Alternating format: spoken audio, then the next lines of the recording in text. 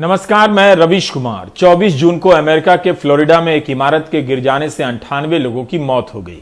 जून से सितंबर आ गया, लेकिन अभी तक इस घटना को लेकर अमेरिका के अखबारों में खोजी पत्रकारिता हो रही है। हर दूसरे दिन कुछ ना कुछ इस पर रिपोर्ट आती है। पता चलता है कि 100 लोगों के जीवन का क्या महत्व है। इमारत के रखरखाव में हुई लापरवाही को वहां का समाज और प्रेस कितनी गंभीरता से ले रहा है। 2019 में गुजरात के सूरत में तक्षशिला आर्केड में आग लगने से 22 बच्चे जलकर मर गए। उसके बाद क्या हुआ, आप खबरों को इंटरनेट में खंगाल कर देखिए। पीड़ित मां बाप हर साल धरना प्रदर्शन करते हैं और बात आई गई हो जाती है। भारत में मार्च और अप्रैल महीने में ऑक्सीजन के बिना लोग मर गए, लेकिन कह दिया गया कि ऑक्सीजन की कमी से कोई नहीं मरा। कोरोना की दूसरी लहर के समय अस्पतालों की हालत पर थोड़ी बहुत चर्चाएं हुई, लेकिन उसके बाद चर्चाएं समाप्त हो गईं। अस्पतालों में सुधार के दावे कर लिए गए और मान भी लिया गया। हेडलाइन पढ़कर राहत महसूस करने वाली जनता पर ही आफत आती है। 2019 में बिहार में चमकी बुखार से 160 से अधिक बच्चे मर गए थे। कोरोना की दूसरी लहर के समय विवाद ही होता रहा कि मरने वालों की असली संख्या कितनी है। कोरोना और अन्य बीमारियों को लेकर कितनी तैयारी है, इसका नमूना आप देख सकते हैं। बिहार के समस्तीपुर के सदर अस्पताल में 10 अगस्त को आरटी-पीसीआर जांच घर का उद्घाटन हुआ। उस दिन मुख्यमंत्री नीतीश कुमार ने 6 जांच केंद्रों का उद्घाटन किया था ऑनलाइन, लेकिन 1 महीना बीत जाने के बाद भी समस्तीपुर का जांच केंद्र चालू नहीं हुआ है। इस शानदार जगह में आरटी-पीसीआर का बोर्ड टंग गया है। अंदर जमीन पर टाइलें लगा दी गई हैं और मशीनें रख दी गई हैं। कुछ उपकरण डब्बे में ही बंद हैं। हमारे सहयोगी हरेश्वर ने बताया कि लैब बंद है। उद्घाटन के बाद इसका दरवाजा नहीं खुला।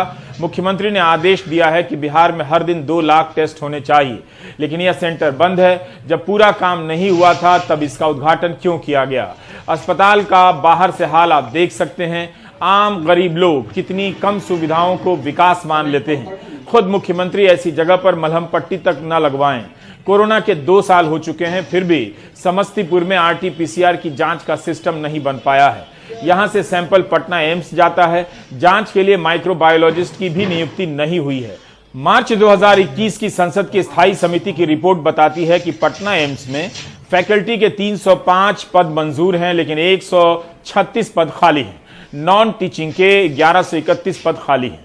एक वही अस्पताल है जो ठीक से चल रहा है, लेकिन उसकी हालत भी ऐसी है।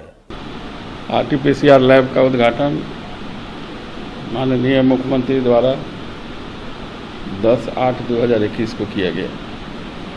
उसके बाद उसकी प्रक्रिया चल रही है।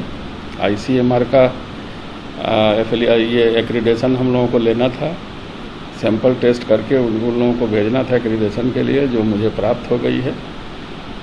अविलंब इसी सप्ताह से आरटी-पीसीआर की जांच समस्तीपुर में होने लगेगी। नहीं, अभी चालू नहीं।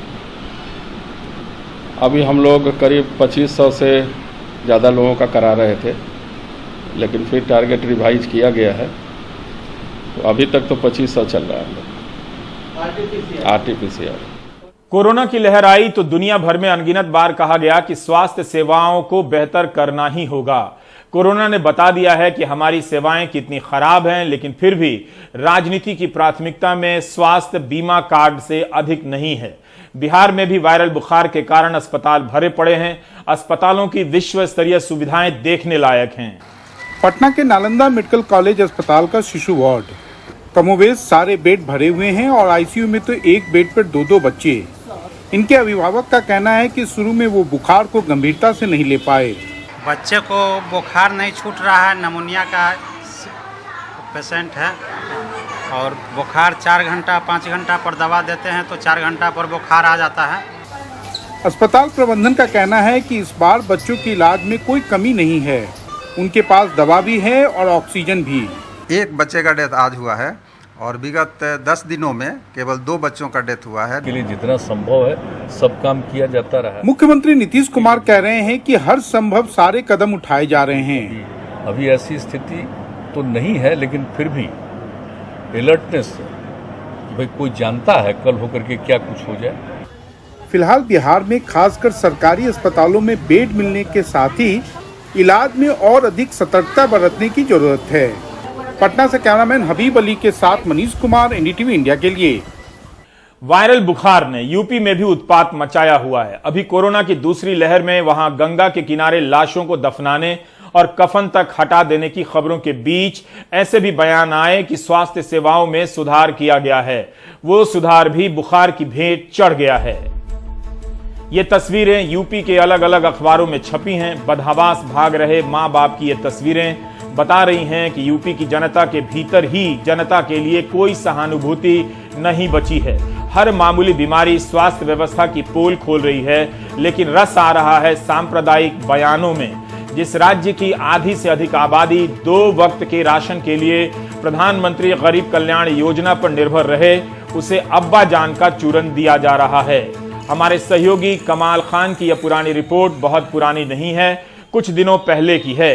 दिन तो कई गुजर गए, लेकिन अस्पतालों को लेकर छपने वाली हेडलाइन बता रही है कि इलाज न मिलने के कारण बच्चे कैसे मर रहे हैं। 9 सितंबर के हिंदी अखबारों में फिरोजाबाद से ही खबर छपी कि स्ट्रेचर नहीं मिला तो पिता कंधे पर लाया बेटे का शव। अस्पतालों में स्ट्रेचर तक नहीं है। वायरल का प्रकोप कोरोना की तरफ भयानक नहीं है, फिर भी इसके इंतजाम का ये हाल है और कोई बात नहीं कर रहा है। बच्चों की जान की जगह अब्बा जान की बात हो रही है, ताकि हिंदू मुस्लिम नेशनल सिलेबस लॉन्च हो जाए और घर घर में इसी की चर्चा होने लगे। यह प्रदेश राजनीति का मुर्दा जान बन चुका है। गरीब मां बाप अपने बच्चों की मौत पर सर पटक कर रोने के लिए मजबूर हैं। अखबार हमेशा पुराना पढ़ा कीजिए। पिछले साल बरेली, आगरा, फिरोजाबाद में वायरल फैलने की खबरें छपी हैं। तुलना करने पर ही पता चलेगा कि 2019 से लेकर अब तक इन बीमारियों के मामले में स्वास्थ्य व्यवस्था में क्या सुधार हुआ है।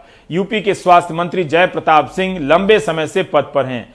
हमने उनके ट्विटर हैंडल को खंगाला इस उम्मीद में कि वायरल बुखार को लेकर कई सारी जानकारियां उन्होंने ट्वीट की होंगी। अगस्त से लेकर आज तक डेंगू बुखार पर स्वास्थ्य मंत्री का एक भी ट्वीट नहीं मिला है। वे अपने जन्मदिन पर ट्वीट करते हैं, मुख्यमंत्री योगी की रैलियों का ट्वीट करते हैं, अपनी विधानसभा में जो राहत कार्य कर रहे हैं उसके बारे में ट्वीट करते हैं और प्रधानमंत्री के ट्वीट को रीट्वीट करना नहीं भूलते हैं। यह भी हो सकता है कि मंत्री जी दिन रात काम कर रहे हों, लेकिन उन्हें ट्विटर पर अपने काम का प्रदर्शन करना ठीक ना लगता हो। आयुष्मान भारत की वेबसाइट पर डेटा है कि यूपी के फिरोजाबाद में 108 हेल्थ एंड वेलनेस सेंटर हैं। मीडिया रिपोर्ट के अनुसार सिर्फ इस एक जिले में 100 से अधिक लोगों की मौत हुई है, जिसमें ज्यादातर बच्चे हैं। हमारे सहयोगी सौरभ शुक्ला फिरोजाबाद में हैं। सौरभ की आंखों के सामने ही 5 साल की एक बच्ची की मौत हो गई। उसके माता पिता भर्ती कराने के लिए चिल्लाते रह गए। इस मां की चीखें दिल छेद देती हैं। 5 साल की सावन्या को परिवार वाले सुबह 8 बजे फिरोजाबाद मेडिकल कॉलेज लेकर आए। डॉक्टरों ने कह दिया जगह नहीं है। बच्ची बुखार से तड़पती रही और परिवार गिड़गिड़ाता रहा। लगभग 11 बजे बच्ची ने हमारे सामने ही दम तोड़ दिया। मीडिया ये सच्चाई दिखा न दे तो आनन फानन में अस्पताल प्रशासन बच्ची का शव ले जाने लगा। सच छुपाने की हड़बड़ाहट में कई बार बच्ची का शव स्ट्रेचर से गिरते गिरते बचा। परिवार का आरोप है कि अगर बच्ची को समय पर इलाज मिलता तो सावन्या बच जाती। और ये देखिए ये इसको ले भी जा रहे हैं, स्ट्रेचर भी ले जा रहे हैं, तो इस तरीके से ले जा रहे हैं कि जिसमें इंसान नहीं है, इंसान नहीं था, इस तरीके से आप लोग ले जा रहे हैं। ये बताइए, खुद की बहन होती है माल बच जाती, किसी को खुद की बहन होती है माल बच जाती। क्या बोले? मना कर दी, ये हालत उसकी सही है तो एडमिट नहीं कर सकते हम, जो जगह नहीं है हाल। आपकी बहन ने यही दम तोड़ दिया इलाज के बाद? हाँ जी। तो किसकी गलती मानते हैं? ये डॉक्टर साहब की गलती पूरी की पूरी। आपको लगता है अगर आपकी बहन को सही समय पर भर्ती कर लिया जाता तो वो बच जाती मेरी बहन। सावन्या की मौत के बाद 2 और बच्चों की अस्पताल के बाहर ही मौत हो गई। एक और बच्चे की मौत हो गई है यहाँ पर। कितनी उम्र है? क्या उम्र है इसकी? ये देखिए, ये तस्वीरें आम हैं। 1 साल का बच्चा है, उसकी मौत हो गई है। और ये यहाँ पर ये तीसरी मौत है जो हमने कैमरे पे रिकॉर्ड की है। 40 साल के राम तीरथ अपनी 17 साल की बहन शिवानी को कंधे पर उठाए अस्पताल परिसर में दर दर भटक रहे हैं। शिवानी को बुखार है और सांस लेने में तकलीफ हो रही है। कई घंटों तक भटकने के बाद राम तीरथ हार कर अपनी बहन को घर वापस ले गए।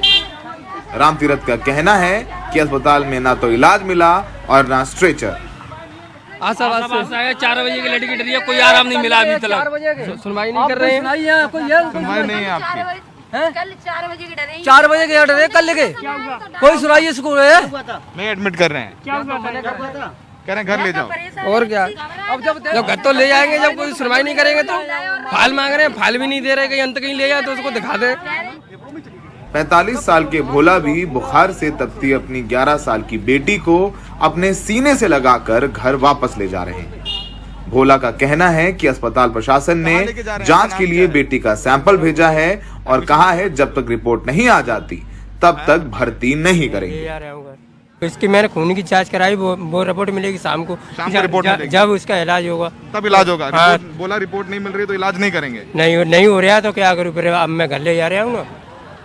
फिरोजाबाद मेडिकल कॉलेज के पीडियाट्रिक वार्ड के बाहर बुखार से तपते लगभग 20 से 25 बच्चे ऐसे ही जमीन पर लेटे अपनी रिपोर्ट का इंतजार कर रहे हैं, क्योंकि जब तक रिपोर्ट नहीं आएगी तब तक अस्पताल में बेड नहीं मिलेगा। फिरोजाबाद मेडिकल कॉलेज की प्रिंसिपल डॉक्टर संगीता अनीजा का कहना है कि अस्पताल में न बेड की कमी है और न डॉक्टरों की। लोग घबरा रहे हैं, जिस वजह से अस्पताल के बाहर अफरा तफरी का माहौल है।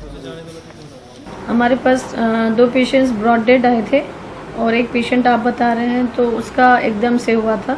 पेशेंट्स का एडमिशन हो रहा है, किसी को मना नहीं किया जा रहा है। पेशेंट्स आया होगा उसको अटेंड किया जा रहा है। हमें शासन द्वारा माननीय मुख्यमंत्री जी के आने के बाद से हमें 30 डॉक्टर्स दिए गए हैं जो कि स्पेशलिस्ट हैं, और उसके बाद से 15 डॉक्टर्स हमने भी चुने हैं यहाँ के लिए, अलग से हमने अपॉइंट किए हैं। साथ में हमारे ट्यूटर्स और लोग भी काम कर रहे हैं जो सिर्फ ऊपर का मैनेजमेंट देखते हैं। स्टाफ नर्सेज हमने काफ़ी मात्रा में बढ़ा दिए हैं। इंसानियत के नाते सबको काम करना चाहिए और एक अच्छा मैसेज सबको ये क्लियर करना चाहिए कि जो पेशेंट हमारा सिक है हम उसको अटेंड कर पाए। हमारा कियोस्क का स्थिति अगर होगा तो हमारा नॉर्मल पेशेंट बीच में कहेगा हमें ले लो, तो हम सिक पेशेंट को नहीं देख पाएंगे। अस्पताल में यूपी के मुख्यमंत्री योगी आदित्यनाथ के प्रचार की बड़ी बड़ी होर्डिंग लगी हुई है और उसके ठीक नीचे बच्चे बुखार से तड़पते नजर आते हैं। आज सुबह से हमारे सामने 3 बच्चों की अस्पताल के बाहर मौत हो गई है। ऐसे ही बच्चे पूरा दिन इंतजार करते हैं बुखार में तपते हुए कि इनकी रिपोर्ट आए और उनको अस्पताल में दाखिला मिल जाए, और ये लगभग 1 महीने की कहानी है। हर रोज ऐसे ही अस्पताल के बाहर अंदर बच्चों की मौत हो रही है। ऐसी बिलखती माएँ यहाँ से गुजरती हैं, सब असहाय हैं। प्रशासन कह रहा है सब ठीक है, पर जमीनी हकीकत बेहद दर्दनाक है। फिरोजाबाद में सहयोगी अशोक महाले और जितेंद्र किशोर के साथ सौरभ शुक्ला, एनडीटीवी इंडिया। मुख्यमंत्री योगी आदित्यनाथ के कई बयान मिलेंगे कि यूपी में इतने नए मेडिकल कॉलेज खोले जाएंगे। उन बयानों में यह सब डिटेल नहीं होता है कि डॉक्टर कितने नियुक्त हुए हैं, रोगों के विशेषज्ञ कितने बनाए गए हैं। मेडिकल कॉलेज की संख्या ही बताई जाती है। यह खबर अप्रैल 2017 की है। अमर उजाला की है कि योगी सरकार यूपी में 6 नए एम्स और 25 नए मेडिकल कॉलेज बनवाने का काम शुरू करने जा रही है। क्या आप बता सकते हैं कि 6 नए एम्स कौन कौन से हैं? क्या यह बयान हेडलाइन के लिए ही था? गोरखपुर और रायबरेली एम्स का तो पता चलता है, लेकिन बाकी 4 कहां गए? इसमें से भी रायबरेली एम्स को 2009 में मंजूरी मिली थी और गोरखपुर एम्स को 2016 में। इसके 2 साल बाद सितंबर 2019 में नवभारत में खबर छपती है कि मुख्यमंत्री योगी आदित्यनाथ ने कहा है कि राज्य में 2020 तक 15 नए मेडिकल कॉलेज खोले जाने की योजनाएं बनाई जा रही हैं। सीएम योगी ने कहा है कि उनकी सरकार के शासनकाल में 1 दर्जन से ज्यादा नए मेडिकल कॉलेज और 2 एम्स का निर्माण कार्य आगे बढ़ा है। यहां मुख्यमंत्री कह रहे हैं कि 2 एम्स के निर्माण का काम बढ़ा है, लेकिन 6 एम्स वाली बात गायब है जो 2017 की खबर में कही गई थी। 25 जुलाई 2021 के हिंदुस्तान टाइम्स में बयान छपा है कि जल्दी ही यूपी के सभी 75 जिलों में मेडिकल कॉलेज खोले जाएंगे। ये सब बयान है। जुलाई 2021 के हिंदुस्तान में खबर छपी है कि यूपी में 2016 से 20 के बीच 32 नए मेडिकल कॉलेज खोलने की स्वीकृति मिली है। इसमें से 8 मेडिकल कॉलेज चालू हो पाए हैं, यानी मेडिकल कॉलेज खोलने की संख्या 25 से होती हुई 30 पर पहुंचती है और 75 हो जाती है, लेकिन चालू हैं 8। ये सब इन खबरों के आधार पर कह रहा हूं। जुलाई महीने में प्रधानमंत्री मोदी ने भी कह दिया कि यूपी में 2017 तक 12 मेडिकल कॉलेज ही थे। स्क्रोल वेबसाइट ने इस पर फैक्ट चेक किया है। 22 जुलाई 2016 का लोकसभा में स्वास्थ्य राज्य मंत्री ने एक रिपोर्ट पेश की है। ये उनका बयान है। फग्गन सिंह कुलस्ते मंत्री थे। इस रिपोर्ट में बताया गया है कि 2016 तक यूपी में 38 मेडिकल कॉलेज थे। फिर ये बार बार 12 मेडिकल कॉलेज की संख्या कहां से आ जा रही है? लोकसभा में सरकार का जवाब और प्रधानमंत्री का बयान अलग क्यों है? आज यूपी में गांव के स्वास्थ्य केंद्र हो, मेडिकल कॉलेज हो, एम्स हो, मेडिकल इंफ्रास्ट्रक्चर में अभूतपूर्व सुधार हो रहा है। 4 साल पहले तक जहां यूपी में दर्जन भर मेडिकल कॉलेज हुआ करते थे, उनकी संख्या अब करीब करीब 4 गुना हो चुकी है। बहुत सारे मेडिकल कॉलेजों का निर्माण अपने अलग अलग चरणों में है। 2016 में प्रधानमंत्री के ही मंत्री लोकसभा में बता रहे हैं कि यूपी में 38 मेडिकल कॉलेज हैं, तो फिर प्रधानमंत्री 12 कहां से बता रहे हैं? मुख्यमंत्री योगी आदित्यनाथ का बयान यूपी की अलग ही प्राथमिकता तय कर रहा है। प्रधानमंत्री मोदी आज तक नहीं बता सके कि तालिबान आतंकवादी है या क्या है। कम से कम यही बता दें कि योगी जी का अब्बा जान कहना सांप्रदायिक है या नहीं। आए दिन ऐसे बयानों के जरिए गोदी मीडिया को खुराक दिया जा रहा है ताकि हिंदू मुस्लिम नेशनल सिलेबस की विधिवत चर्चाएं होती रहें। इस देश में 80 करोड़ लोग मुफ्त अनाज पर आश्रित हैं। उनकी क्षमता इतनी नहीं है कि 2 वक्त का अनाज खरीदकर खा लें। 80 करोड़ ये गरीब बता रहे हैं कि उनकी आर्थिक तरक्की अधूरी रह गई। आर्थिक नीतियों ने लोगों को गरीब बनाया है। उन तक अनाज का पहुंचना सरकार की कुशलता नहीं बल्कि उसकी आर्थिक नीतियों की असफलता है। राजनीति ने कितनी चालाकी से मुश्किल से मिल रहे 2 वक्त के अनाज का बंटवारा हिंदू मुस्लिम तर्ज पर कर दिया। फिर लोग बताएं कि 200 रुपए सरसों का तेल क्यों हुआ, क्यों मिल रहा है? क्या कोई अब्बा जान तेल पी जा रहे हैं? मुख्यमंत्री योगी आदित्यनाथ के अब्बा जान वाले बयान ने सबको आहत किया है। इस तरह के बयानों से एक समुदाय को टारगेट किया जाता है। योगी ने अब्बाजान कहकर अखिलेश यादव पे फिर हमला किया। कुशीनगर की सभा में कहा कि अब्बाजान कहने वालों ने सरकारी राशन बाहर बेच दिया। दरअसल यूपी में 2002 से 2010 के बीच खाद्यान्न घोटाला हुआ था। इसमें पीडीएस, अंत्योदय और मिड डे मील का अनाज खुले बाजार में बेचा गया। इस दौरान 2002 में बीजेपी बीएसपी की साझा सरकार, 2003 में मुलायम सिंह की सरकार और 2007 में मायावती की सरकार थी, लेकिन योगी ने इसे दूसरा रंग दे दिया। अब्बाजान कहने वाले राशन हजम कर जाते थे।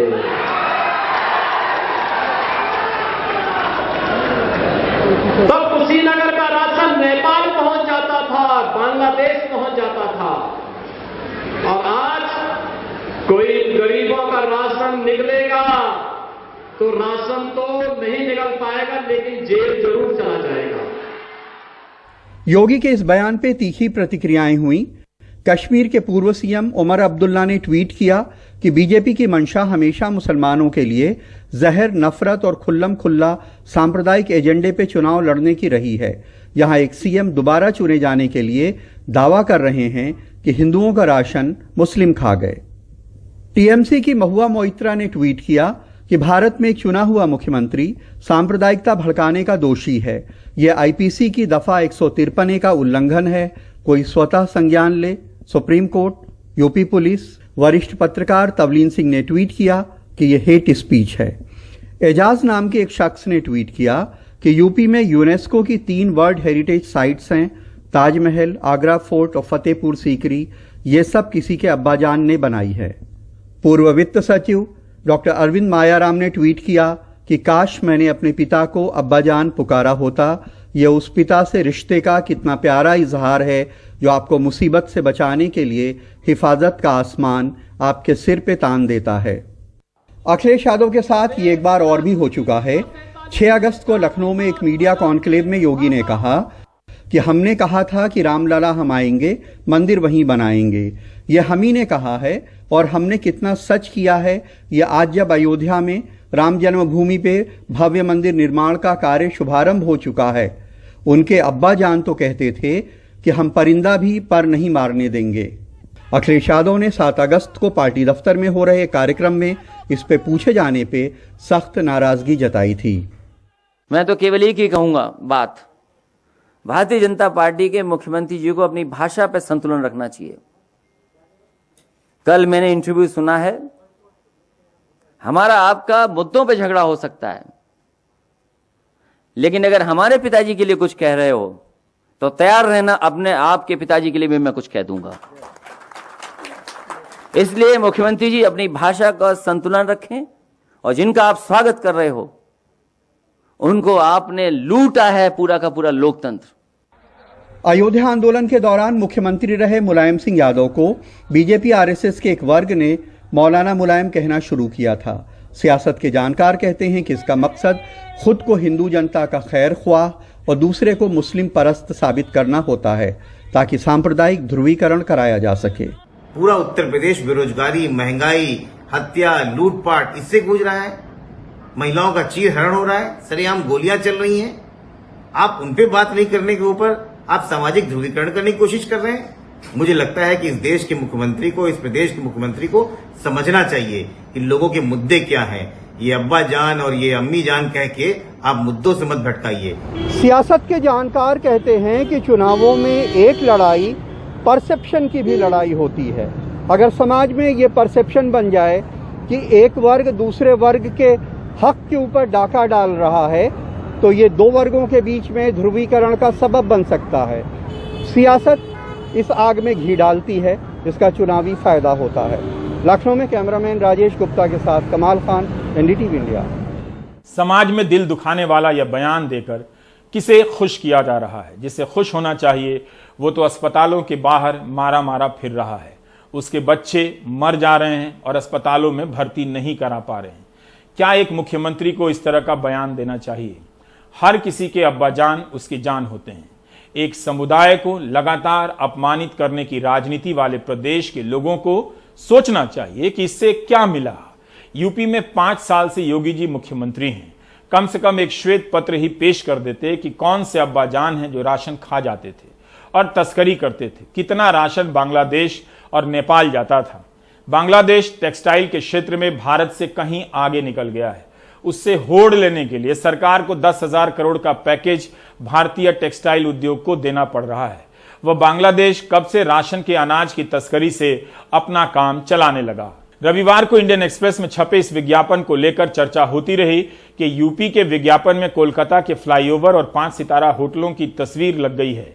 अखबार ने अपने मार्केटिंग विभाग की गलती की बात कही, लेकिन क्या अब इस तरह के विज्ञापन अखबार अपने स्तर पर तैयार करने लगा है या सरकारी विभाग की तरफ से नियुक्त विज्ञापन एजेंसी बनाकर भेजती हैं? क्या अखबार सरकार का जनसंपर्क विभाग बन गया है? पारदर्शिता के इस तथाकथित युग में आप इतनी बुनियादी बात नहीं जान पाते हैं कि इस विज्ञापन के पीछे किसकी जवाबदेही है। यह पहला मौका नहीं है। एक बार गृह मंत्रालय की सालाना रिपोर्ट में भारत पाकिस्तान सीमा की जगह मोरक्को और स्पेन की तस्वीर छप गई। मोदी राज की बात कर रहा हूं।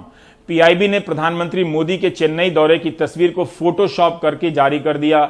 छत्तीसगढ़ में रमन सिंह सरकार के एक मंत्री ने वियतनाम के पुल की तस्वीर को राज्य के विकास की तस्वीर के रूप में पेश कर दिया। कुछ लोगों को पता चल गया है कि झूठ से बड़ा सच कुछ भी नहीं और आपको इसके बाद ब्रेक ले लेना चाहिए।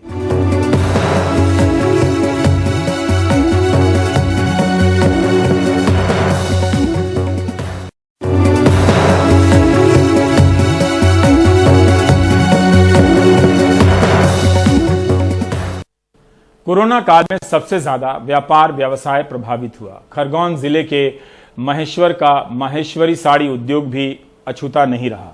यहाँ की प्रसिद्ध महेश्वर साड़ियाँ देश सहित विश्व में अपनी पहचान रखती हैं, लेकिन अब कारोबारी कर्मचारी सब मुश्किल में हैं। कोई दिहाड़ी मजदूरी कर रहा है, कोई सब्जी बेच रहा है।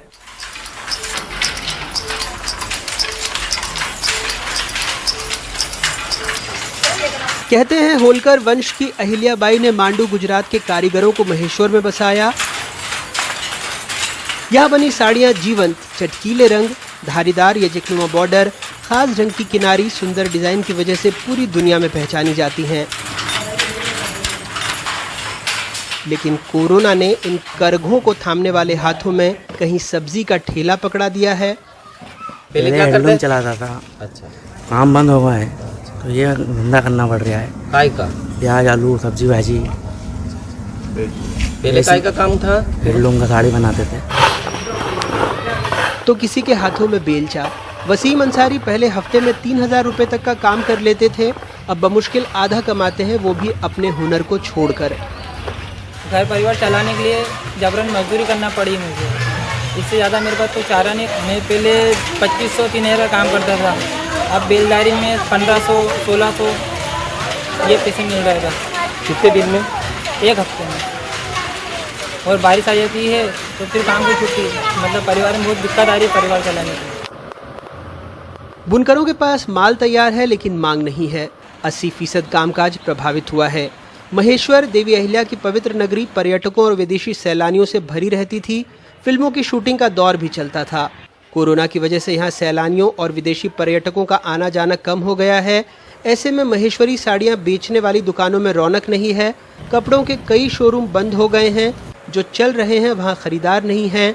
हैंडलूम कारोबारी भी परेशान हैं। मेरे कारखाने में जो है 25 से 30 व्यक्ति काम कर रहे हैं। तो अभी जो लॉकडाउन लगा है उसकी वजह से ये हुआ है कि जो कारीगर हैं वो भी अब बंद हो गए हैं, और उसके बाद जो रॉ मटेरियल का जो रेट है वो ये मान के चलो कि आसमान छू गया है। तो मैं अब रॉ मटेरियल का रेट लेने में भी, ख़रीदने में भी बहुत परेशानी, और कारीगर भी जो है कि अब बिल्कुल जब काम है ही नहीं तो वो काम भी कर नहीं पा रहे हैं। भारत वस्त्र मंत्रालय में भी ये चीज़ें सब मैं देता हूँ, लेकिन अभी क्या हुआ है कि एकदम चीज़ें ऑर्डर आना बंद हो गया है। तो उस वजह से मान के चलो कि हम लोग जो काम 100% करते थे वो ये मान के चलो कि अब 25% कम भी हो गया है, और प्लस 25% रॉ मटेरियल के साथ साथ बढ़ने की वजह से वो भी कम हो गया है। तो इस वजह से हम लोगों की जो अभी दैनिक स्थिति है वो तो बिल्कुल बिगड़ चुकी है। महेश्वर में 3247 हैंडलूम थे, जिसमें 9360 बुनकर और सहायक काम कर रहे थे। यहाँ पर 3 लघु हैंडलूम इकाइयाँ कार्यरत हैं, लेकिन कोरोना की वजह से 80% कामकाज प्रभावित हो गया। बहुत सारे लूम बंद हो गए हैं।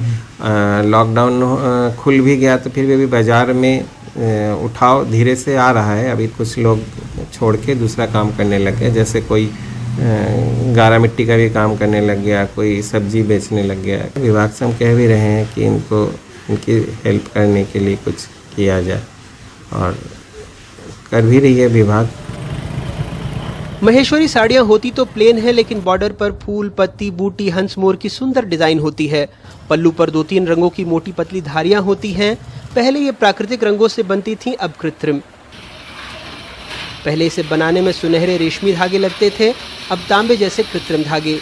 चीन से आयातित रेशम मिलने में दिक्कत थी, सो अब देसी रेशम से साड़ियाँ बन रही हैं।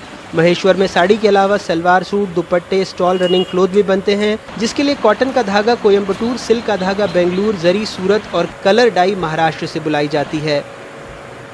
कहते हैं कभी रानी अहिल्याबाई ने अपने शाही मेहमानों को तोहफा देने के लिए सूरत, मालवा, हैदराबाद से बुनकर बुलवाए और खुद इन साड़ियों को डिज़ाइन किया, जिनका नाम उनकी राजधानी महेश्वर के नाम पर पड़ा।